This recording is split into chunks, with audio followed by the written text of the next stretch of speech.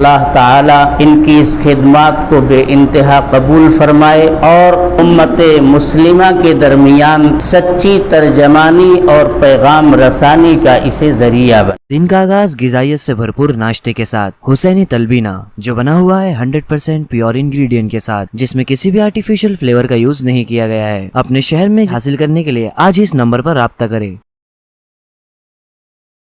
بسم اللہ الرحمن الرحیم، الحمد للہ رب العالمین، والصلاة والسلام علی سید المرسلین وعلی آلہ واصحابہ اجمعین، اما بعد فاعوذ باللہ من الشیطان الرجیم، بسم اللہ الرحمن الرحیم، للفقراء المہاجرین الذین اخرجوا من دیارہم واموالہم یبتغون فضلا من اللہ ورضوانا وینصرون اللہ ورسولہ اولئک هم الصادقون والذین تبوؤوا الدار والایمان من قبلہم يحبون من هاجر إليهم ولا يجدون في صدورهم حاجة مما أوتوا ويؤثرون على أنفسهم ولو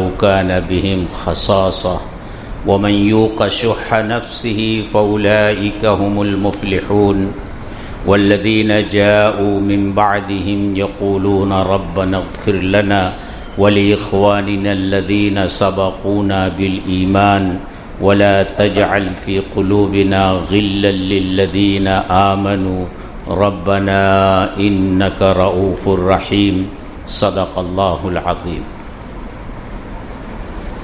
محترم بزرگوں اور دوستو، سورہ حشر کی یہ آیتیں جو میں نے تلاوت کی ہیں، یہ حضرات صحابہ کرام رضوان اللہ تعالی علیہم اجمعین کے اوصاف کے بیان میں ہے اور امت کے اس طبقے کے بیان میں ہے جو صحابہ کے بعد آنے والا ہے۔ یعنی اس امت کے 3 طبقے ہیں، 2 طبقے صحابہ کرام میں ہیں، مہاجرین اور انصار، اور ایک طبقہ ان کے بعد کا ہے جو قیامت تک آنے والے ایمان والوں پر مشتمل ہے۔ ان تینوں طبقات کا ذکر، ان تینوں قسم کے ایمان والوں کا ذکر سورہ حشر کی ان آیات میں کیا گیا ہے، اور ہر طبقے کے کچھ اوصاف، ان کی خصوصیتیں ذکر کی گئی ہیں۔ آپ جانتے ہیں کہ صحابہ کرام کی جماعت وہ جماعت ہے جس کی تربیت اللہ کے رسول صلی اللہ علیہ وسلم نے فرمائی ہے، جنہوں نے ایمان سیکھا ہے رسول اللہ صلی اللہ علیہ وسلم سے، اور دین کو سیکھا ہے رسول اللہ صلی اللہ علیہ وسلم سے۔ یہ وہ طبقہ ہے جس نے براہ راست اللہ کے رسول صلی اللہ علیہ وسلم سے دین کو سیکھا ہے اور پھر امت کو پہنچایا ہے۔ اس طبقے کے بغیر امت دین کو نہ سمجھ سکتی ہے نہ جان سکتی ہے، کیونکہ امت تک پہنچانے والے قرآن کو، رسول اللہ صلی اللہ علیہ وسلم کی سنتوں کو، یہی طبقہ ہے۔ اس لیے ضروری ہے کہ اس طبقے پر امت کو پورا اعتماد ہو، امت کو اعتبار ہو۔ اگر یہ طبقہ معتبر نہ رہ جائے اور اس طبقے سے امت کا اعتماد اٹھ جائے اور اس طبقے پر امت کو بھروسہ نہ رہے، تو ان کے اوپر سے بھروسے کا اٹھنا گویا پورے دین کے اوپر سے بھروسے کا اٹھ جانا ہے، کیونکہ قرآن پہنچانے والے یہی، جب آپ ان پر بھروسہ نہیں کریں گے تو پھر قرآن کے اوپر بھروسہ کرنے کا کیا راستہ آپ کے پاس ہوگا؟ احادیث اور سنتوں کو پہنچانے والے یہی، پورا دین ہم تک پہنچانے والے یہی، تو اگر ان پر بھروسہ اٹھ جائے، ان پر اعتماد نہ رہ جائے، یہ ناقابل اعتبار ہو جائیں، تو نتیجے کے طور پر پورا دین، قرآن، حدیث، سنت سب ناقابل اعتبار ہو جاتے ہیں۔ یہی وجہ ہے کہ امت میں جتنے گمراہ فرقے پیدا ہوئے، ان تمام گمراہ فرقوں کا سب سے پہلا نشانہ صحابہ کرام بنے۔ ان کی یہ کوشش رہی ہے کہ صحابہ کرام کی ذات پر امت کو جو اعتماد ہے، جو بھروسہ ہے، اس بھروسے کو ختم کیا جائے۔ صحابہ کی ذات کو نشانہ بنا کر کے ان کے کردار پر، ان کے اخلاص پر، ان کے ایمان پر سوالیہ نشان کھڑا کر دیا جائے۔ اس کے بعد پھر دین میں ہم اپنی منمانی جو چاہیں گے کر سکیں گے، جو چاہیں گے تشریح کر سکیں گے، جو چاہیں گے قرآن کی آیتوں کا معنی بیان کر سکیں گے، لیکن صحابہ جب تک موجود ہیں ہماری یہ منمانی نہیں چلے گی۔ اس لیے تمام گمراہ فرقوں کے درمیان یہ بات آپ کو بقدر مشترک نظر آئے گی کہ سب کے نشانے پر حضرات صحابہ کرام آپ کو ملیں گے۔ اللہ علیم و خبیر ہیں، اللہ نے یہ دین بھیجا ہے اور اس دین کی حفاظت کا اللہ نے وعدہ کیا ہے۔ اللہ کے علم میں یہ بات تھی کہ بعد میں آنے والے لوگ صحابہ کرام کے بارے میں اس طرح کی گفتگو کر کے دین کو ناقابل اعتبار بنانے کی کوشش کریں گے۔ اس لیے اللہ تبارک و تعالی نے قرآن کریم میں صحابہ کرام کے اوصاف، ان کے کمالات، ان کے فضائل، ان کی خصوصیات، ان کا ایمان، ان کا تقوی، ان کی طہارت، ان کا اخلاص، ان کا ایثار اور سب کچھ اللہ کے لیے کرنے کا ان کا جذبہ، اس کو قرآن کریم نے کھول کھول کر جگہ جگہ بیان فرما دیا، تاکہ قرآن پڑھنے والا ایک لمحے کے لیے بھی صحابہ کرام رضوان اللہ تعالی علیہم اجمعین کے بارے میں شک و شبہے میں مبتلا نہ ہونے پائے۔ انصار کے فضائل الگ بیان کیے، مہاجرین کے فضائل الگ بیان کیے، اور ایسی بھی آیتیں نازل فرمائیں جن میں صحابہ کی مجموعی تعداد کی فضیلت بیان کی، صحابہ کے تمام طبقات کو ایک ساتھ بیان فرمایا۔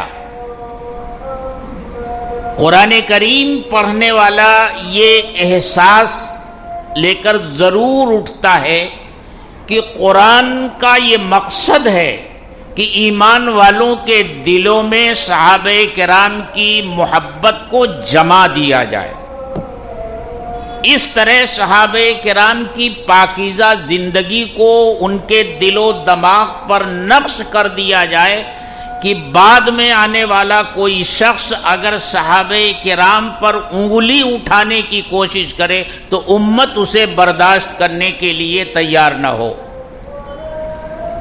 یہی منشا قرآن کا بھی معلوم ہوتا ہے اور یہی منشا احادیث کا بھی معلوم ہوتا ہے۔ اللہ کے رسول صلی اللہ علیہ وسلم نے جس طرح صحابہ کے فضائل، ان کے مناقب، ان کی خصوصیات بیان فرمائی ہیں، اس سے ہر حدیث پڑھنے والے کو یہ اندازہ ہو جاتا ہے کہ خود اللہ کے رسول صلی اللہ علیہ وسلم یہ چاہتے ہیں کہ بعد میں آنے والی امت کے ذہنوں میں صحابہ کی طرف سے کسی قسم کا شک و شبہ باقی نہ رہ جائے۔ یہ مقصد ہے قرآن کا اور یہ مقصد ہے حدیث کا۔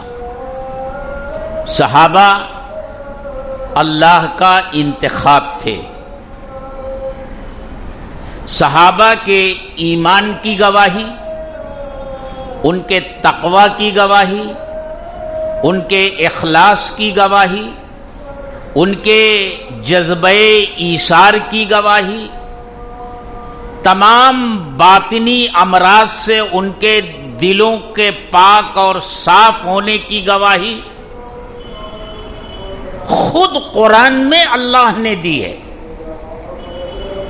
اور قرآن جب تک اس دنیا میں پڑھا جائے گا، صحابہ کرام سے متعلق قرآن کی وہ آیات پڑھی جائیں گی اور ان کے ایمان، ان کے تقوی، ان کے اخلاص کی گواہی قرآن کریم کی یہ آیات دیتی رہیں گی۔ اسی لیے ہمارے بزرگوں کا یہ معمول رہا ہے کہ وہ صحابہ کرام کے فضائل، ان کے مناقب اور ان کے اوصاف و کمالات عند اللہ ان کی مقبولیت اور رسول اللہ کے نزدیک ان کی محبوبیت کا تذکرہ کرتے رہتے ہیں، بیان کرتے رہتے ہیں، تاکہ امت کے دلوں میں صحابہ کرام رضوان اللہ تعالی علیہم اجمعین کی طرف سے کوئی میل نہ آنے پائے۔ اگر کوئی بدباطن صحابہ کرام کی طرف سے امت کو بدگمان کرنا چاہے تو وہ بدگمان نہ کر سکے۔ اس لیے صحابہ کی خصوصیات کا تذکرہ گاہے بگاہے وہ کرتے رہتے ہیں اور اس کو بیان کرتے رہتے ہیں، اور یہ ہوتے رہنا چاہیے۔ اپنے بزرگوں کے نقش قدم پر چلتے ہوئے آج میں نے سورہ حشر کی 3 آیتیں تلاوت کی،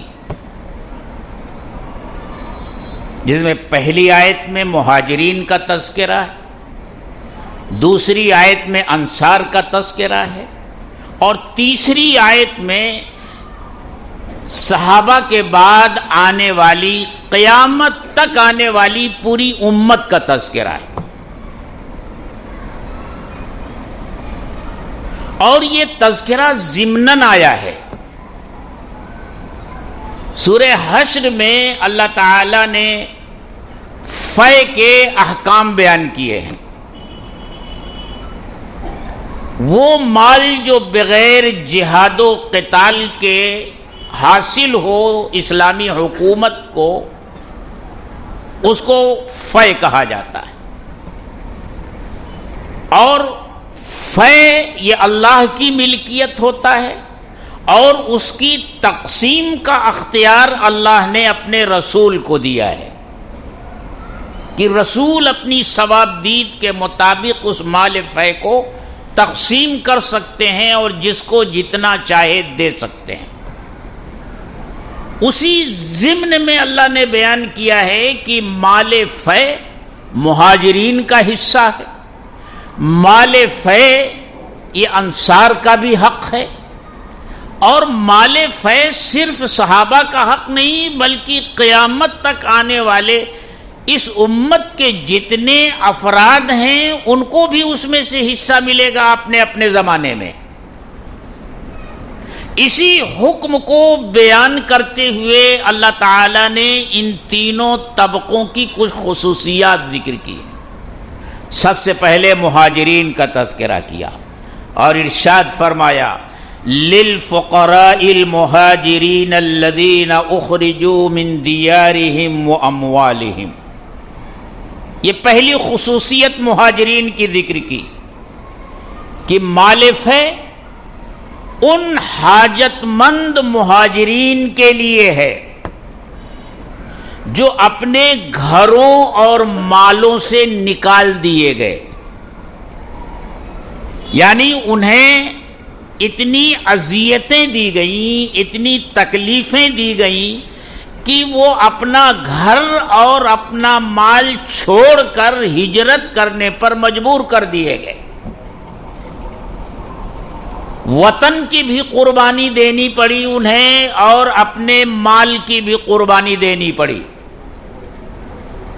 یہ ان کا پہلا وصف ہے، جنہوں نے اللہ کے لیے، اللہ کے دین کے لیے اپنا وطن بھی چھوڑا اور اپنی جائیدادیں بھی چھوڑ دیں. اور آگے دوسرا وصف بیان کیا، یبتغون فضلا من اللہ ورضوانا. یہ وطن کو چھوڑ دینا اور اپنی جائیدادوں کو چھوڑ دینا، اس سے ان کا مقصد صرف اور صرف اللہ کی خوشنودی اور اللہ کی رضا حاصل کرنا تھا. وہ اس سے اللہ کا فضل اور اس کی رضامندی چاہتے ہیں.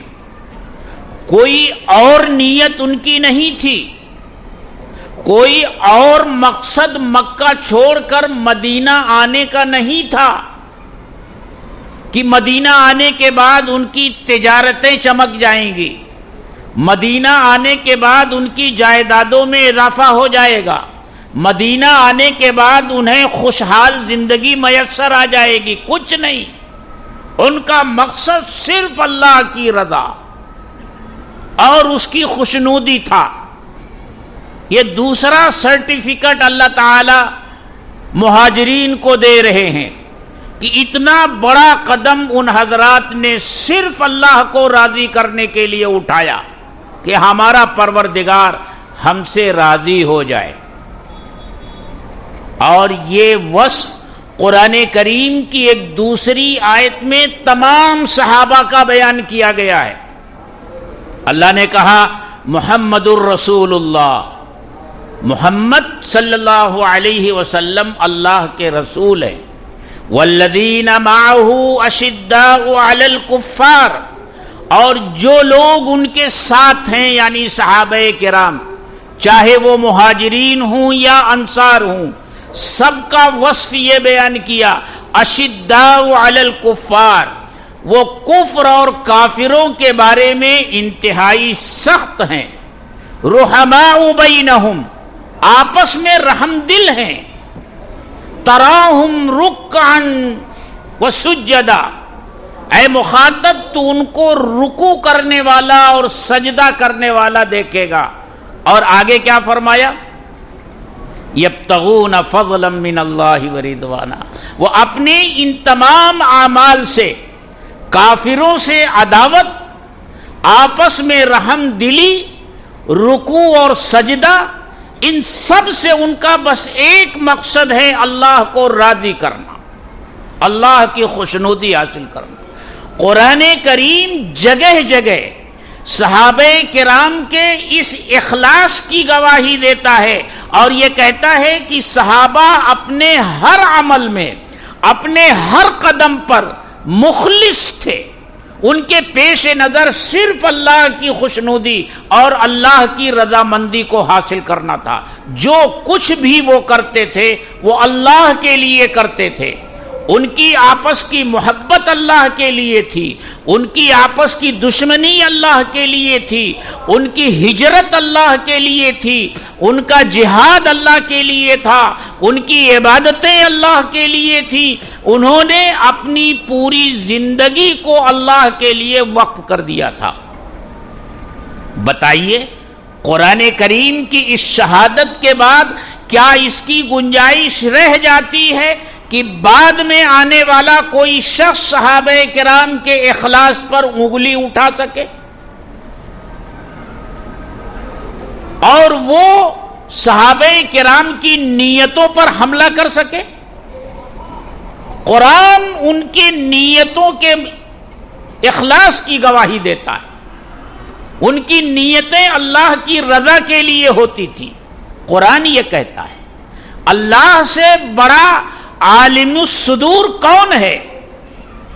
نیت ظاہر سی بات ہے وہ ایک ایسا عمل ہے جو نظر نہیں آتا، وہ دل کا بھید ہے، وہ دل کا ارادہ ہے، اور دلوں کے ارادے سے بجز اللہ کے کوئی واقف نہیں۔ اور اللہ کہتا ہے کہ صحابہ کرام مخلص تھے، تو اب تو یہ کہنے کی گنجائش ہی نہیں رہ جاتی کہ صحابہ جو کچھ کرتے تھے اس میں اپنا مفاد ان کے پیش نظر ہوتا تھا، وہ مخلص نہیں تھے۔ اللہ ہدایت دے ایسے لوگوں کو جو صحابہ کرام کے اخلاص پر انگلی اٹھاتے۔ تو مہاجرین کا دوسرا وصف اللہ نے بیان کیا، یبتغون فضلا من اللہ ورضوانا۔ تیسرا وصف بیان کیا، وینصرون اللہ ورسولہ، اور وہ مدد کرتے ہیں اللہ کی اور اللہ کے رسول کی، وہ مددگار ہیں۔ اللہ کی مدد کا مطلب اللہ کے دین کی مدد کرنا، ورنہ اللہ کو کسی کی مدد کی ضرورت نہیں ہے۔ اللہ کی مدد کرنا یعنی اللہ کے دین کی مدد کرنا، رسول اللہ کی مدد کرنا یعنی جو پیغام لے کر اللہ کے رسول اس دنیا میں آئے ہیں اس پیغام کو پوری دنیا میں لے کر چلنے کی جد و جہد اور کوشش اور محنت کرنا، یہ رسول اللہ کی مدد کرنا ہے۔ ان کا یہ تیسرا وصف بیان کیا۔ چوتھا وصف بیان کیا، اولئک ھم الصادقون۔ اس ایک جملے نے تو ساری گرد اڑا دی۔ فرمایا اولئک ھم الصادقون، یہی ہیں سچے لوگ، اپنے عمل میں بھی سچے، اپنے قول میں بھی سچے، اپنے عقیدے میں بھی سچے، اللہ کے سچے وفادار، رسول اللہ کے سچے فرما بردار اور دین کے سچے پیروکار، یہی لوگ ہیں۔ یہ چار وصف بیان کیے۔ بتائیے جس شخص کے یہ چار وصف خود قرآن بیان کر رہا ہو اور قرآن گواہی دے رہا ہو، کیا ان کی زندگی پر، ان کے اخلاق پر، ان کے اعمال پر، ان کے تقوی پر، ان کے تقدس پر انگلی اٹھانے کی گنجائش رہ جاتی ہے؟ جو ان کے اوپر انگلی اٹھاتا ہے وہ قرآن کی اس آیت کا منکر کہلائے گا، اور قرآن کی اس آیت کا منکر کبھی ایمان والا نہیں ہو سکتا، وہ قرآن کی اس آیت کا انکار کرنے والا کہلائے گا۔ یہ تو صحابہ کی بات ہوئی، مہاجرین کی۔ انصار کا تذکرہ اگلی آیت میں ہو رہا ہے، والذین تبوؤوا الدار والایمان من قبلہم، اور وہ لوگ جنہوں نے اپنا ٹھکانہ بنا لیا ہے دار کو اور ایمان کو۔ دار سے مراد مدینہ منورہ، ان سے پہلے یعنی جو مہاجرین کے مدینہ آنے سے پہلے ان کا وطن مدینہ ہے، اور ان کے مدینہ آنے سے پہلے وہ ایمان لا چکے ہیں اللہ کے رسول صلی اللہ علیہ وسلم پر۔ واقعہ یہی ہے کہ ہجرت سے پہلے ہی اسلام مدینے پہنچ گیا تھا، اور انصار کے خاندان اسلام میں داخل ہو چکے تھے۔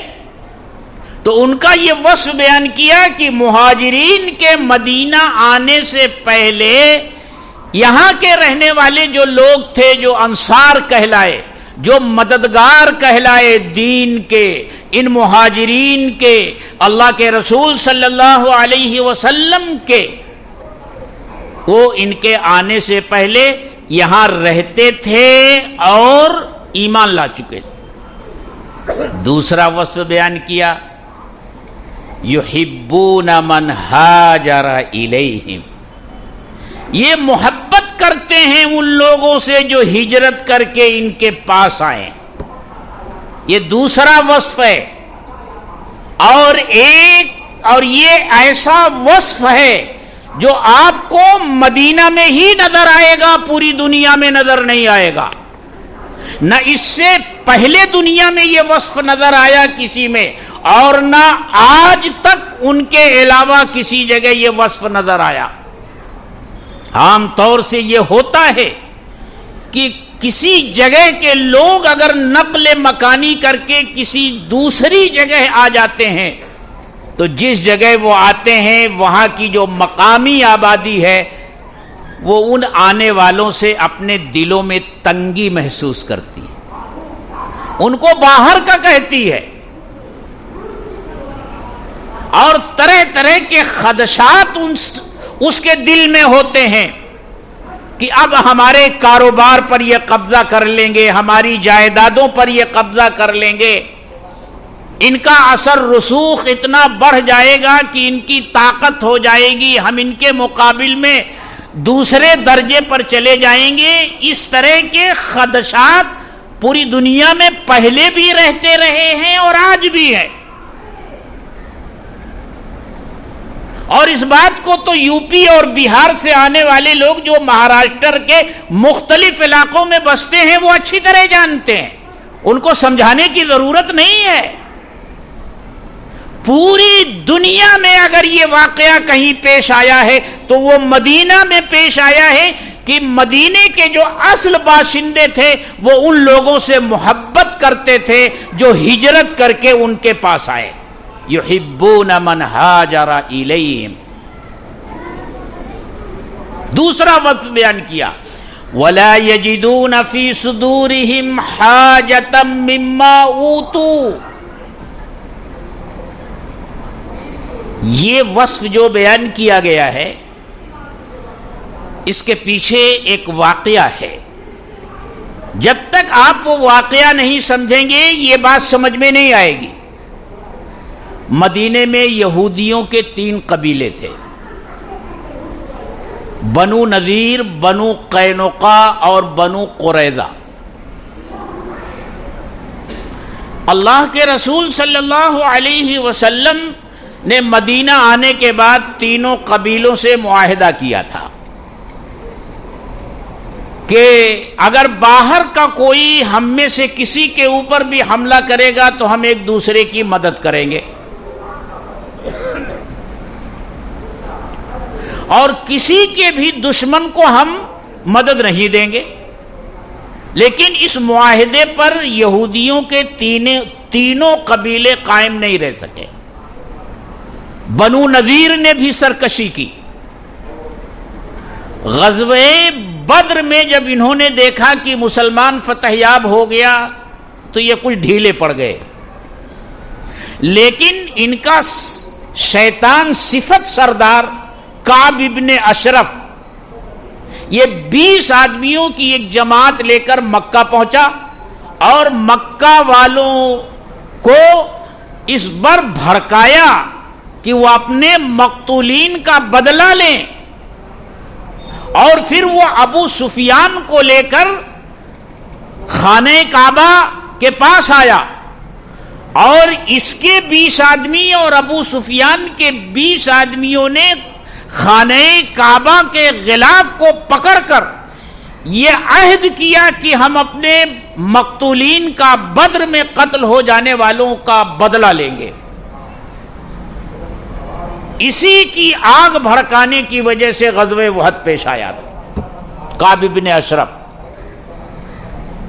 اور پھر اس کے بعد مزید یہ شرارت کی کہ اللہ کے رسول صلی اللہ علیہ وسلم ایک معاملے میں گفتگو کے لیے قبیلے بنو نذیر میں تشریف لے گئے۔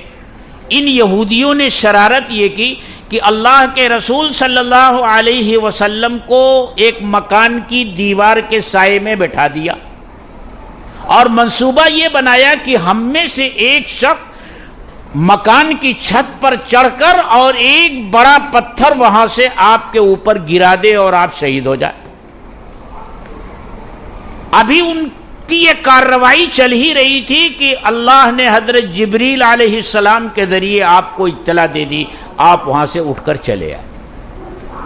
اب یہ ممکن نہیں رہ گیا تھا کہ بنو نذیر مدینے میں رہیں، اس لیے آپ نے پورے قبیلے کو جلا وطن فرمایا۔ اور جلا وطن بھی کس طرح؟ انہیں شہر بدر کیا تو کس طرح؟ تاریخ میں اس طرح کی شہر بدری آج تک نہیں دیکھی گئی۔ کسی طرح کا کوئی جانی نقصان ان کو نہیں پہنچایا گیا. ان کو یہ حکم دیا گیا کہ اپنا سر و سامان، ہر شخص اپنا سر و سامان ایک اونٹ پر لاد کر جتنا سامان لاد سکتا ہے وہ لاد کر یہاں سے چلا جائے. ایک ہفتے کی تیاری کے بعد بنو نذیر کے یہودیوں نے اس طرح سفر کیا ہے کہ اپنے مکان کے دروازے اور کھڑکیاں تک اکھاڑ کر وہ اونٹوں پر لاد کر لے گئے. جو چیزیں نہیں لے جائی جا سکتی تھیں، جیسے مکان تھا، زمین تھی، باغات تھے، وہ مجبور تھے، وہ نہیں لے جا سکتے. یہ جلا وطن ہو گئے. ان کا یہ مال فے ہے جو چھوڑ کر گئے. اب اس کی تقسیم کا مسئلہ آیا. ظاہر سی بات ہے اس میں مہاجرین کا بھی حصہ ہے، انصار کا بھی حصہ ہے، دوسرے فقراء اور غرباء کا بھی حصہ ہے. اور اللہ کے رسول صلی اللہ علیہ وسلم کو یہ بھی اختیار ہے، اگر وہ چاہتے تو صرف مہاجرین کو دے دیتے، چاہتے تو صرف انصار کو دے دیتے. لیکن آپ نے انصار کے دونوں قبیلوں کو جمع فرمایا، اوس اور خزرج کو، اور ان کے سامنے یہ بات رکھی کہ جب مہاجرین آئے تھے تو آپ حضرات نے ان کی مدد کی، اپنے باغات میں ان کو حصہ دیا، اپنی زمینوں میں ان کو حصہ دیا، اپنے مکانات میں ان کو حصہ دیا. اب ایسا موقع آیا ہے کہ یہ قبیلے بنو نذیر کے جو باغات ہیں، ان کی جو زمینیں ہیں، یہ صرف مہاجرین کو دے دی جائیں، اور مہاجرین کے قبضے میں جو آپ کی جائیدادیں ہیں، آپ کے باغات ہیں، آپ کی زمینیں ہیں، آپ کے مکانات ہیں، وہ آپ کو واپس دلوا دیے جائیں. آپ کیا کہتے ہیں؟ تو اوس اور خزرج کے دونوں سردار سعد ابن عبادہ اور سعد ابن معاذ، یہ دونوں کھڑے ہوئے اور دونوں نے عرض کیا کہ اے اللہ کے رسول، ہم اس پر راضی ہیں کہ بنو نذیر سے حاصل ہونے والا مال فے پورا کا پورا ہمارے مہاجر بھائیوں میں تقسیم کر دیا جائے، اور ہماری جو چیزیں ان کے پاس پہلے سے ہیں وہ ان کے پاس ہی رہنے دی جائیں، اس کی ہم کو ضرورت نہیں ہے. اسی واقعے کو قرآن بیان کرتا ہے، وَلَا يَجِدُونَ فِي أَنفُسِهِمْ حَاجَةً مِّمَّا أُوتُوا. اور یہ انصار اپنے دلوں میں کوئی حاجت اور ضرورت نہیں پاتے ان چیزوں کی جو مہاجرین کو دی گئی ہیں. لینے کا سوال اور اس کا تصور تو دور کی بات ہے، ان کے دلوں میں یہ ضرورت بھی محسوس نہیں ہو رہی ہے کہ ہمیں بنو نذیر کے اس مال کی کوئی ضرورت ہے. ایسا دل دیا تھا اللہ تعالی نے انہیں. وَيُسِرُونَ عَلَىٰ أَنفُسِهِمْ وَلَوْ كَانَ بِهِمْ خَصَاصَةٌ.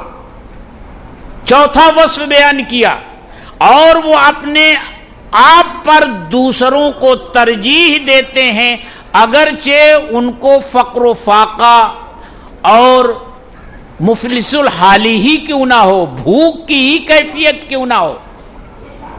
اس کے پیچھے بھی بہت سے واقعات ہیں.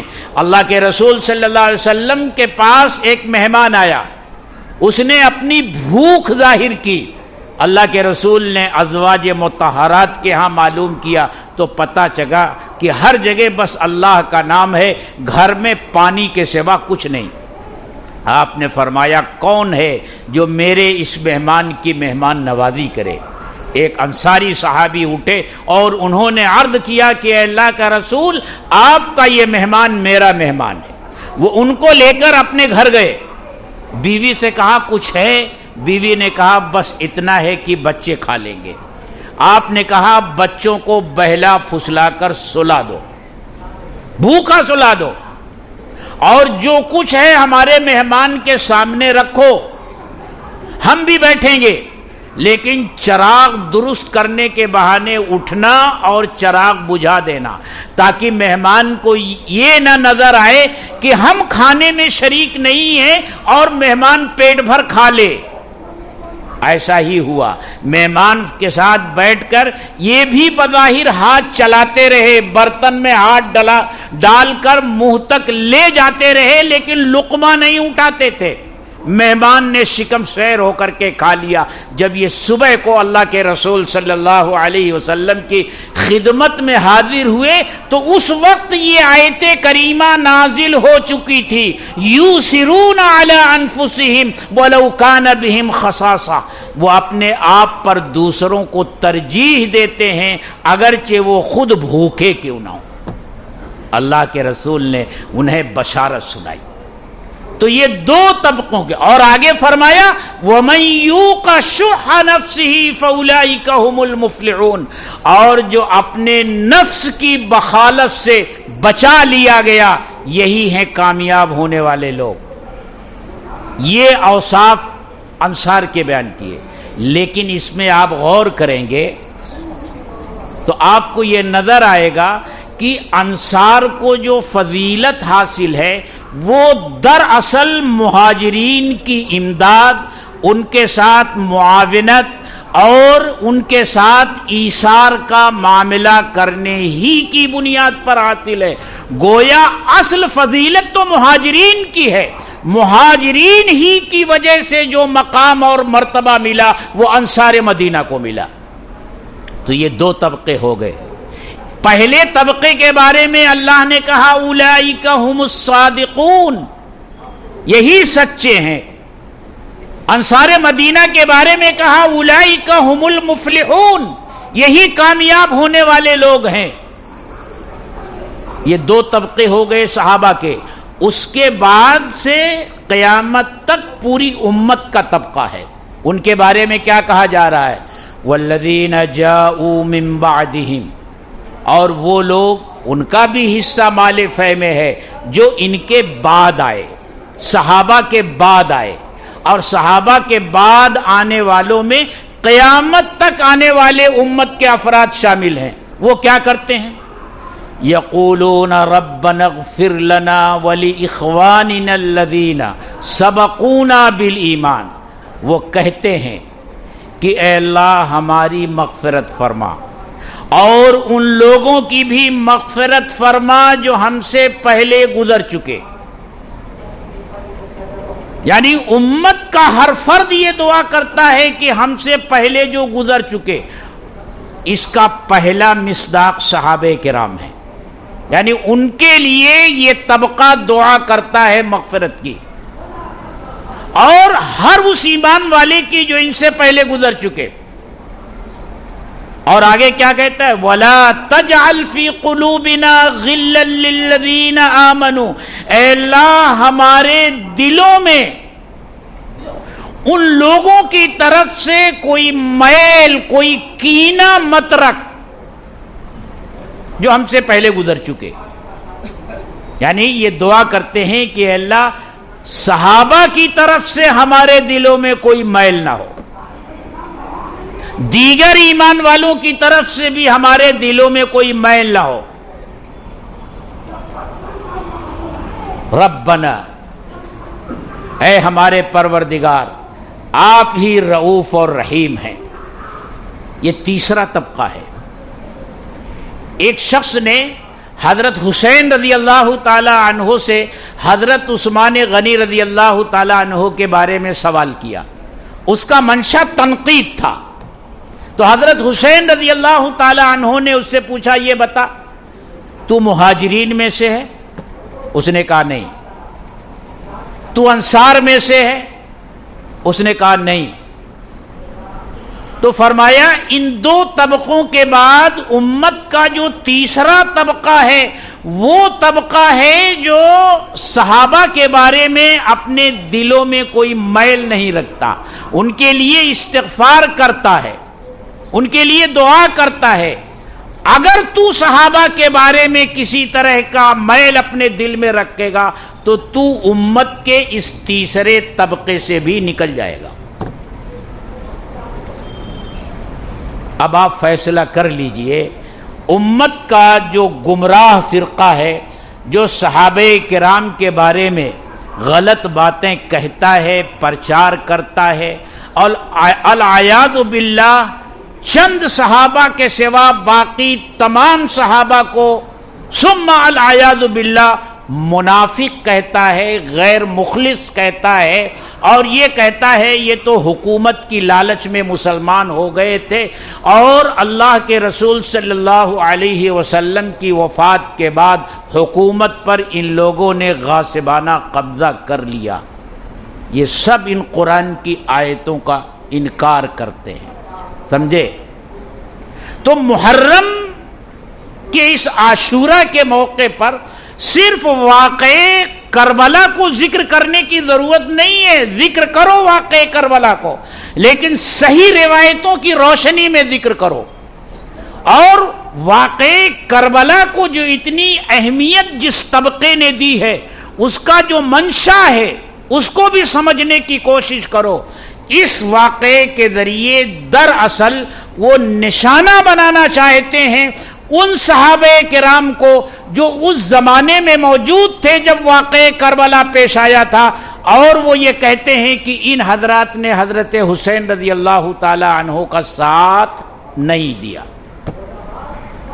تو ان کے منشا کو سمجھو، ان کی نیتوں کو سمجھو، کتنی دور سے یہ لوگ چل رہے ہیں اور کس طرح صحابہ کرام کے تقدس کو پامال کرنے کی کوشش کر رہے ہیں۔